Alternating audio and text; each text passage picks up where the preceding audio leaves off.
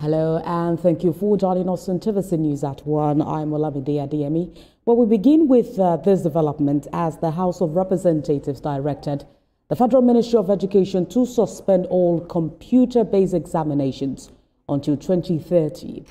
The federal government, through the Ministry of Education, has a plan for all public examinations by bodies like the West African Examination Council and the National Examination Council to a full CBT mode by 2026. Meanwhile, some lawmakers and stakeholders have expressed concerns about the lack of adequate infrastructure, particularly in rural areas, cautioned the exam bodies not to implement until 2030. We'll bring you more details of this in subsequent bulletins. Let's go to another latest update where the Nigerian Midstream and Downstream Petroleum Regulatory Authority says it is no longer considering implementing the planned 15% duty on imported petroleum products.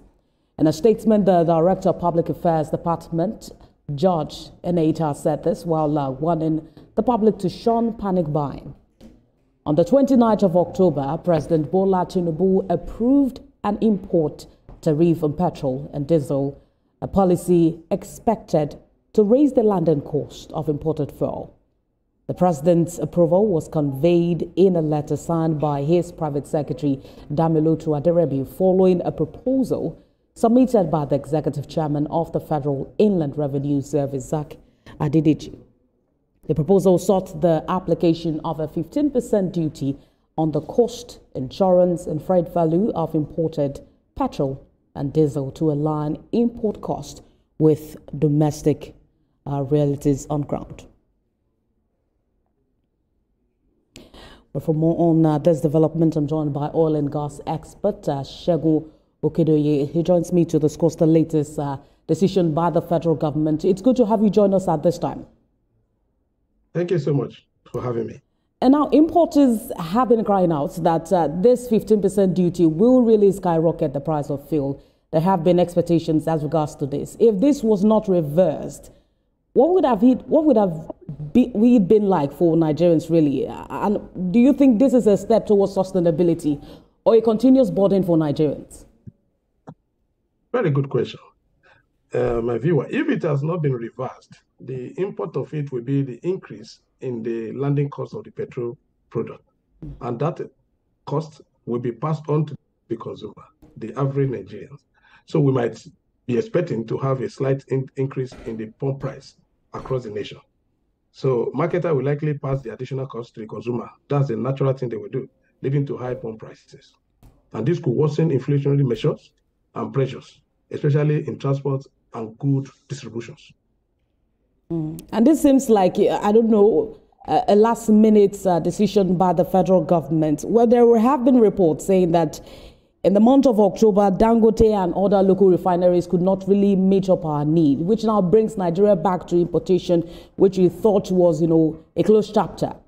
What would be the sustainable amount of petroleum and diesel that Nigerians really need as an oil and gas expert yourself, now that it seems that Dangote is not able to really meet up our local consumption? Yeah, okay.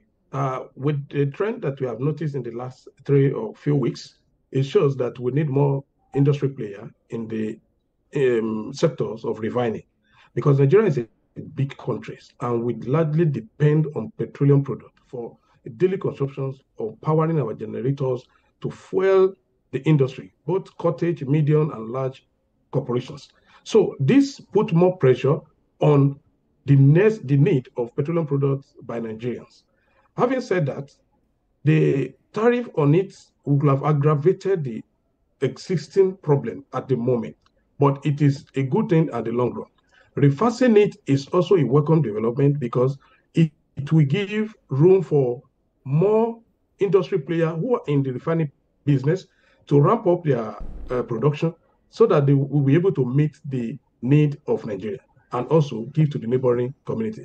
Mind you, if we deceive ourselves and think the only petrol product that was disbursed or circulated in Nigeria stay within Nigeria, we are not going to be factual.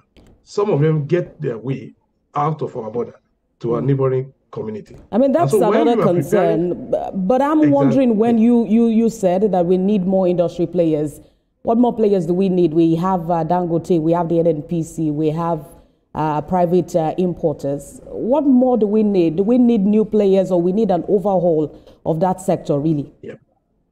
When I say we need more players like Boa Petroleum Refinery Company to come on stream. We need those modular refinery that was licensed some years back to ramp up their implementations and come on stream to support what Dangote is doing presently. If we have modular refinery, some of them are already advanced stage in the Kwale, in Delta State, some are in the River State. Dangote is in Lagos.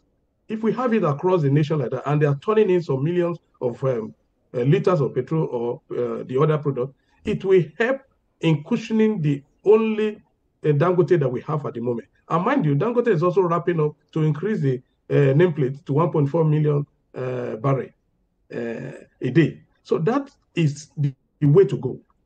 If we give a little time more, Nigeria will be self-sustaining in petroleum refining products. And now for the end consumer, this will seem like a better option at this time, but for the country in the long run, it seems like we'll still have to go back to importation. But that's a fine place to leave the conversation for now. Thank you for talking to us, oil and gas expert Segun Okedoye. Thank you for joining us at this time. Thank you for having me. Pleasure.